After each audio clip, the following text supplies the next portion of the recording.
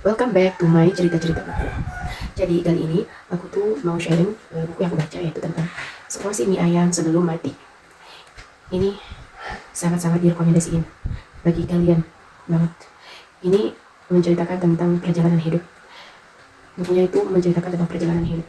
Ini cocok buat orang yang suka compare hidupnya sama orang lain, yang tidak percaya diri, eh, yang tidak pede sama dirinya sendiri, yang menganggap hidupnya itu nggak ada gunanya lah, sampai-sampai nggak bisa bertahan hidup sehingga pengen bunuh diri, pengen mati gitu. Nah jadinya itu di sini tokohnya itu yang bernama si Ale, namanya itu si Bang Ale namanya.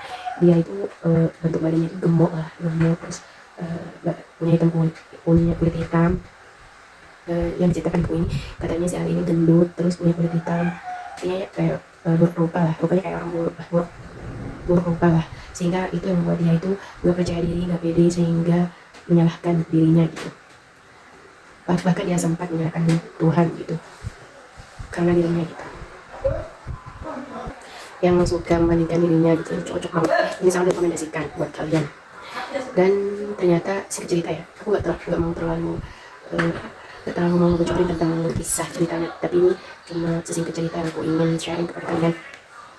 Ternyata si Ale ini setelah sekian lama singkat ceritanya itu, saking dia benci sama dirinya sendiri, tidak ada yang peduli sama dia, bahkan orang tuanya pun sendiri, seorang ibunya pun sendiri selalu membanding-bandingkan dia dengan orang lain, bahkan sama saudaranya gitu, bahkan sama orang lain gitu. Terus sehingga itu membuat dia depresi dari kecil lah, sehingga pas SMP SMA selalu dibully sama teman-teman kelasnya, dia gemuk gendut kayak banget gitu deh, sehingga dia membuat depresi sampai dia lulus SMA, dia bekerja. Sampai situ dia kira pas SMA itu udah berlalu tentang pembulian itu, tapi masih aja ada orang yang ngomong sama dia pasti kantornya, selalu dicuekin, selalu jadi sorotan orang. Dia menganggap dirinya itu bau karena badannya yang terlalu besar gitu ya. Terus dia dihujat lah, tapi di kantor itu ada satu orang yang peduli sama dia. Dia kalau misalnya jadi OB yang di kantor itu, terus cuma di keluarga itu yang peduli sama dia.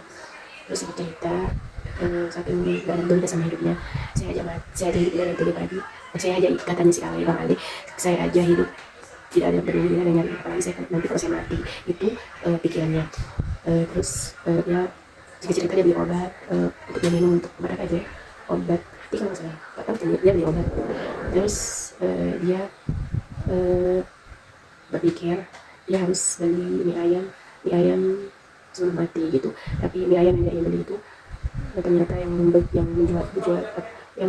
mie ayam itu ternyata orangnya mati, tapi anaknya masih hidup. Ya penjual mie ayam itu ternyata mati dan anaknya masih hidup, dan si anak itu pas dia mau beli mie ayam sebelum dia mati itu, dia pergi ke rumahnya si anak ini, si bapak penjual mie ayam itu. Tapi bapaknya penjual mie ayam itu mati, si penjual mie ayam itu mati kan. Pas dia datang itu dia mau dikuburkan, dia ikut melayat, dan anaknya itu merasa gak kasihan sama si orang yang mau melayat bapaknya ini. Terus dia berpikir dia mau buat seporsi mie ayam kasih bapaknya gitu. Itu ceritanya tiba-tiba tapi terus nah dari sinilah perjalanannya dia dimulai.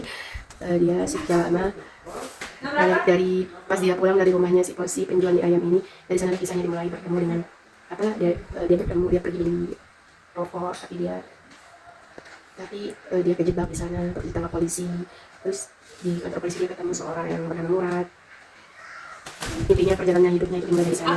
Dia banyak ketemu orang-orang yang tak disangka-sangka. Dari sana lah berapa orang yang dia ketemu, banyak orang yang dia temuin. Ternyata di berbagai orang itu banyak kisah pelajaran dari dia ketemu sama si Murad, si Juleha, si Bu Marni, si Sarjul, si bapak-bapak tukang penjual layangan, si bapak-bapak Buddha. Intinya di setiap perjalanannya dia menemukan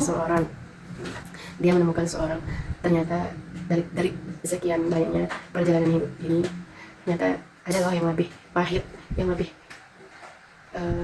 pahit lah hidupnya dari kita gitu. Di sana si Ali belajar gitu. Dan ternyata banyak yang kisahnya itu lebih pahit gitu daripada dari kita sendiri gitu, daripada si Bang Ali. Sehingga banyak pelajaran hidup yang dia dapat dari beberapa orang itu. Ternyata setiap orang ketemu itu adalah guru bagi kita. Begitu guys, intinya kalian harus baca bukunya. Banyak kisah yang benar-benar